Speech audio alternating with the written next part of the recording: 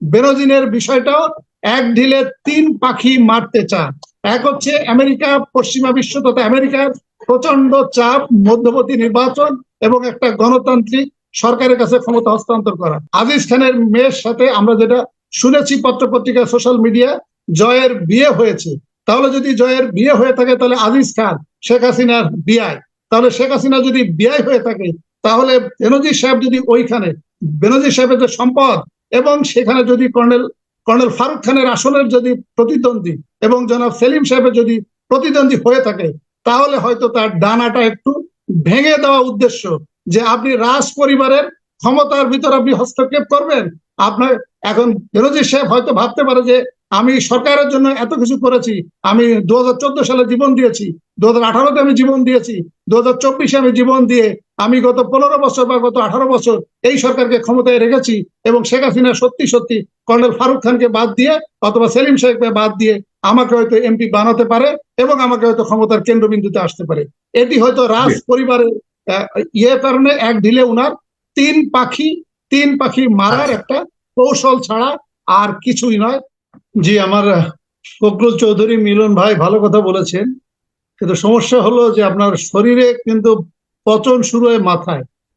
পচন যদি মাথায় শুরু হয় তাহলে কিন্তু আপনার এই শরীরে আপনি যতই ওষুধ দেন, যতই আপনি এক্সারসাইজ করেন, যতই আপনি শরীরের যত্ন নেন, আলটিমেটলি কিন্তু ওই মানুষটাকে বাঁচানো যায় না। এবং আমাদের আফসারি ভাই, যে মেজর আফসারি ভাই যে একটা ভালো প্রবাদ বলেছেন, যে আমরা সাধারণত বলি যে ওয়ান পিস মেড, কারিগর ডেড, কিন্তু উনি আবার খুব সুন্দর করে বলেছেন কারিগর still alive and many more product are being produced.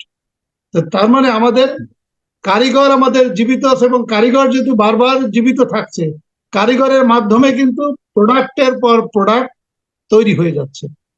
আমরা যদি ধর্মের দিকে যাই, আমাদের প্রফেট মুহাম্মদ সাল্লাল্লাহু আলাইহি সাল্লামের কাছে যখন একজন বাবা তার পুত্রকে নিয়ে গিয়েছিল যে পুত্র বেশি মিষ্টি খায়, এখন আমাদের নবীরও কিন্তু মিষ্টি খাওয়ার অভ্যাসটা ছিল। ইনস্ট্যান্টলি কিন্তু উনি তাকে অ্যাডভাইস দেন নাই, তাকে একটা নির্দিষ্ট সময় নিয়েছেন এবং এই সময়ে উনিও মিষ্টি খাওয়াটা কন্ট্রোল করেছেন এবং পরবর্তীতে যখন উনি মিষ্টি খাওয়াটা কন্ট্রোল করতে পেরেছেন তখন অ্যাডভাইস করেছেন যে মিষ্টি খাওয়া খারাপ বা একটা লিমিটেড মাত্রায় মিষ্টি খেতে হবে, বা যেটা মিষ্টি খাওয়ার যে নেগেটিভ বিষয়গুলো সেটা উনি উপস্থাপন করেছেন। তা আমাদের মাথায় যে পচন, সেই মাথার পচন যদি আমরা ঠিক না করি তাহলে আমার ফজলুল হক মানে ফজলুল চৌধুরী মিলন ভাই, ফখরুল চৌধুরী মিলন ভাই যতই কথা বলুক, আর ফখরুল চৌধুরী মিলন ভাইয়ের দোষ আমি দিব না, আরো আওয়ামী যারা বুদ্ধিজীবী এখানে সে কথা বলেন, ওনারা যখন কথা বলার এক প্রান্তে যে গরু রচনা মুখস্থ করে আসে কিন্তু দেখা যায় যে পরীক্ষায় চলে আসে নদী রচনা, তখন এই গরুকে ঘাস খাওয়াতে খাওয়াতে নদীর কিনারে নিয়ে যায় এবং গরুটা তখন ওই ঘাস খেতে খেতে কিনারা থেকে নদীতে পড়ে যায়। তখন উনি যে নদী রচনা মুখস্থ করে এসেছিলেন তখন উনি সুন্দর করে বলেন আমাদের নদীটা খরস্রোতা, এখানে স্রোত বেশি, এখানে ভাঙন হয়, এখানে অমুক হয় তমুক হয়, যা যা মোটামুটি মুখস্থ করে আসে এটাই বলেন। এটাও আমাদের ফখরুল চৌধুরী মিলন ভাইও এর ব্যতিক্রম নয়। উনি কিন্তু দেখেন এই আলোচনায় আমাদের আলোচনা হচ্ছিল দুর্নীতি নিয়ে, উনি হঠাৎ করে চলে আসলেন পদ্মা সেতু, উনি হঠাৎ করে চলে আসলেন 1975 সালের 15ই আগস্ট, উনি অবশ্য 2004 সালের 21শে আগস্ট কিন্তু বলেননি। উনি ওই যে বলেছেন যে আমাদের সিস্টেম গুলো দুর্বল, দুর্নীতিও চলছে, পাশাপাশি দেশ তো উন্নতির দিকে যাচ্ছে, দেশের উন্নয়ন হচ্ছে, সেটাই বোঝাতে চেয়েছেন। দেশের উন্নয়ন যদি হয় তাহলে আমি ফখরুল চৌধুরী মিলন ভাইকে বলবো যে একটা মেয়ে যদি প্রেগনেন্ট হয় তাহলে একটা নির্দিষ্ট সময় পরে কিন্তু তার ডেলিভারি হবে। এই ডেলিভারি কিন্তু আল্লাহ সুবহানাহু ওয়া তাআলা ছাড়া আর কিন্তু ওই বাচ্চার জন্ম কিন্তু আটকাইতে পারবে না, ঠেকাতে পারবে না। বাট একটা বাচ্চা যদি জন্ম নেয়, ওই বাচ্চা যদি ট্রেন স্টেশনে বা ফুটপাতেও যদি সে মানুষ হতে থাকে তাহলে কিন্তু তার বয়সের সাথে সাথে তার যে গ্রোথ, তার যে ডেভেলপমেন্ট, এটি কিন্তু ফখরুল চৌধুরী মিলন ভাই আপনি কিন্তু আটকাতে পারবেন না। তা আপনারা যে লম্বা লম্বা ঢেকুর তোলেন যে আপনি উন্নয়ন এবং উন্নয়ন, একই সাথে 1971 সালে স্বাধীন হয়েছে কাতার, স্বাধীন হয়েছে সাউথ কোরিয়া, স্বাধীন হয়েছে সিঙ্গাপুর। তাহলে সেক্ষেত্রে কাতার, সিঙ্গাপুর, সাউথ কোরিয়ার জিডিপি এখন কোথায়? কাতার বিশ্বের মানে 1 নম্বর ধনী দেশ, আর আমাদের জিডিপি কোথায়? আর আপনি যেটা বলছেন উন্নয়ন তো আমাদের যে সিপিডি বা আমাদের যে ফাইন্যান্সিয়াল যারা নিয়ে গবেষণা করে তারাই তো বলছে $65 বিলিয়ন খেলাপি ঋণ এবং টাকা পাচার হয়েছে, যেটা টোটাল ঋণের 33%। তা আপনি যে বলছেন উন্নয়ন উন্নয়ন সাইফুল সাগর, আমরা এখানে 4 জন ব্যক্তি আছে। আমি ধরেন একটু দুষ্টু প্রকৃতির, আমি আপনার কাছ থেকে 10 লাখ টাকা লোন নিলাম, ফখরুল চৌধুরী মিলনের ভাইয়ের কাছ থেকে 10 লাখ টাকা লোন নিলাম, আফসারি ভাইয়ের কাছ থেকে 10 লাখ লোন নিলাম। এই 30 লাখ টাকা দিয়ে আমি গাড়ি কিনলাম 3টা, আমি খুবই আরাম এসে থাকলাম। লোকজনে দেখলো যে আমার উন্নয়ন আর উন্নয়ন হচ্ছে, কিন্তু আমি যে 30 লক্ষ টাকা লোন আমি দেনায় জর্জরিত, এই বিষয়গুলো কিন্তু আওয়ামী লীগ সামনে আনছে না। আর আমাদের যে আফসারি ভাই কিন্তু খুব ভালোভাবে বলেছেন যে এই যে 1975 সালে যে 15ই আগস্টটা হলো, এই 15ই আগস্টটার জন্য কি আওয়ামী লীগ কি নিজে দায়ী নয়? আমাদের ওই সময় যে যিনি শাসক বঙ্গবন্ধু শেখ মুজিবুর রহমান কি নিজে দায়ী নয়? উনি কিন্তু পার্লামেন্টে দাঁড়িয়ে সিরাজ শিকদারকে যখন পুলিশের গুলিতে হত্যা করা হয়, তিনি কিন্তু পার্লামেন্টে দাঁড়িয়ে বলেছিলেন সিরাজ শিকদার কোথায়। উনি কিন্তু 1973 সালের 7ই মার্চের যে প্রথম যে পার্লামেন্ট নির্বাচনটা হয়েছিল, সেখানে তিনারা 293টা আসন পেয়েছিল। সেখানে আমরা কিন্তু দেখেছিলাম খন্দকার মোস্তাকের আসনটা কিভাবে হেলিকপ্টার পাঠিয়ে ছিনিয়ে আনা হয়েছিল। আমরা কিন্তু দেখেছিলাম সুনামগঞ্জের তরুণ নেতা সুরঞ্জিত সেন গুপ্তর আসনটা কিভাবে ছিনিয়ে আনা হয়েছিল। আমরা কিন্তু দেখেছি বঙ্গবন্ধু শেখ মুজিবুর রহমানের সরকারে 1975 সালের 25শে জানুয়ারি 4th সংশোধনীর মাধ্যমে আমাদের সংবিধানটা, আমরা এত পিছনে না যাই, এত আজকের আলোচনাতে থাকি, একটু ছোট করে শেষ করবেন এই পর্যায়ে। জি, যে আমি শেষ করে দিচ্ছি, যেহেতু আমাদের ফখরুল চৌধুরী মিলন ভাইয়ের মতো যারা এখানে আসেন কথা বলেন, ওনারা যদি গরু রচনা মুখস্থ করে যে নদু রচনা নিয়ে লেখা শুরু করেন, এই কারণে আমি এটা অবতারণা করেছিলাম। যাই হোক, ওই সময় যে সরকার যে 1974 সালে যে দুর্ভিক্ষ হয়েছিল, এই দুর্ভিক্ষের এবং যে দুর্ভিক্ষের কারণ যে পরবর্তীতে গবেষণা করে অমর্ত্য সেন, যাকে নোবেল প্রাইজ দেওয়া হয়েছে বাংলাদেশের 1974 সালে দুর্ভিক্ষ নিয়ে গবেষণা করার জন্য, এবং উনি প্রমাণ করে দেখিয়েছেন 1974 সালে যে দুর্ভিক্ষ হয়েছিল সেখানে লক্ষ লক্ষ লোক মারা গিয়েছিল, সেখানে খাবারের কোনো সংকট ছিল না, খাবার ছিল এনাফ। বাট ওই সময়ের যে অ্যাডমিনিস্ট্রেশন, সেই অ্যাডমিনিস্ট্রেশনের ম্যাল অ্যাডমিনিস্ট্রেশন, ম্যাল প্র্যাকটিস এবং দুর্নীতির কারণেই কিন্তু লক্ষ লক্ষ লোক কিন্তু মারা গিয়েছিল। আমার ফখরুল চৌধুরী মিলন ভাই সহ যারা কথা বলে তারা কিন্তু এই বিষয়গুলো কিন্তু বলেন না।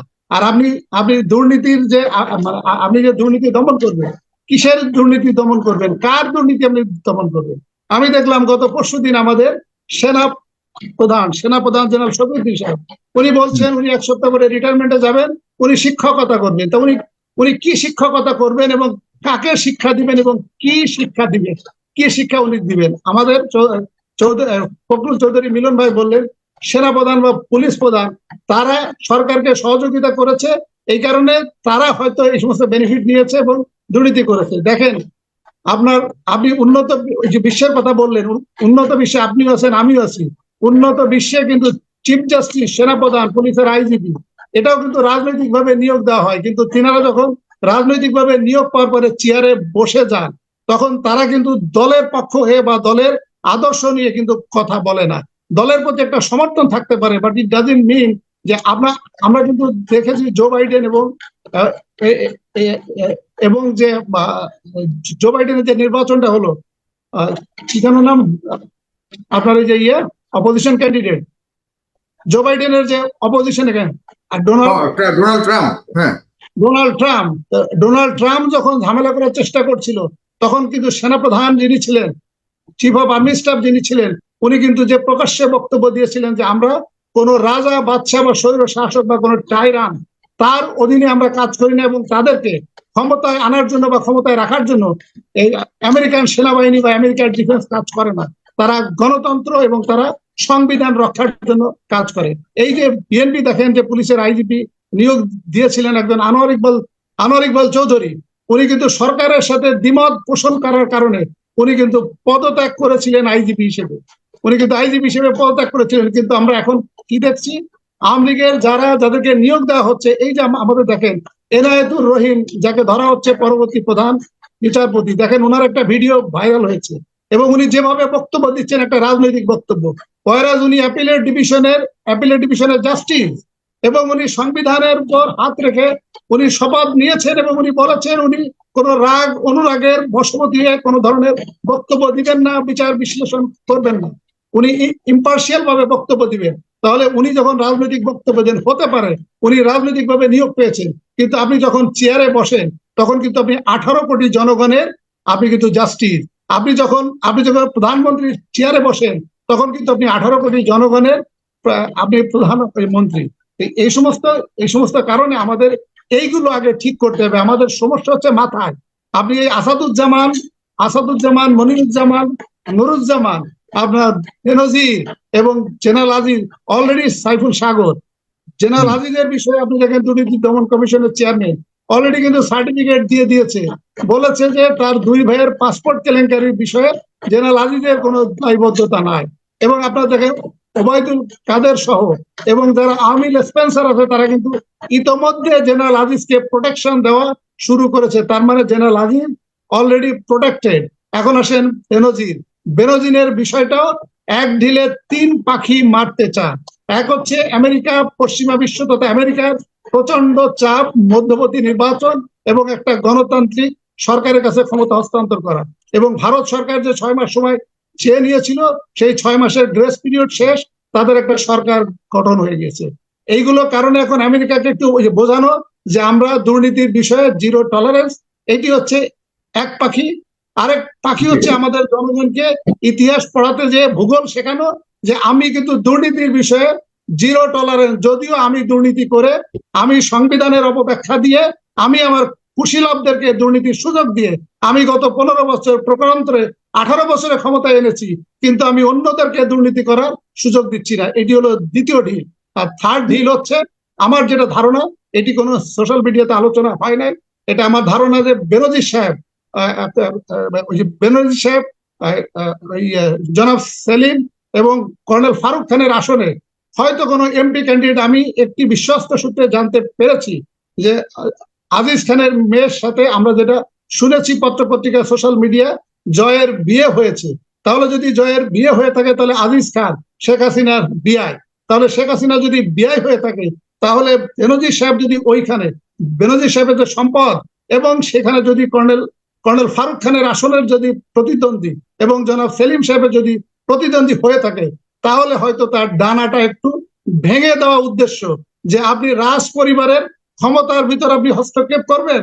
আপনার এখন বেনজির সাহেব হয়তো ভাবতে পারে যে আমি সরকারের জন্য এত কিছু করেছি, আমি 2014 সালে জীবন দিয়েছি, 2018-তে আমি জীবন দিয়েছি, 2024-এ আমি জীবন দিয়ে আমি গত 15 বছর বা গত 18 বছর এই সরকারকে ক্ষমতায় রেখেছি, এবং শেখ হাসিনা সত্যি কর্নেল ফারুক খানকে বাদ দিয়ে অথবা সেলিম সাহেবকে বাদ দিয়ে আমাকে হয়তো এমপি বানাতে পারে এবং আমাকে হয়তো ক্ষমতার কেন্দ্রবিন্দুতে আসতে পারে।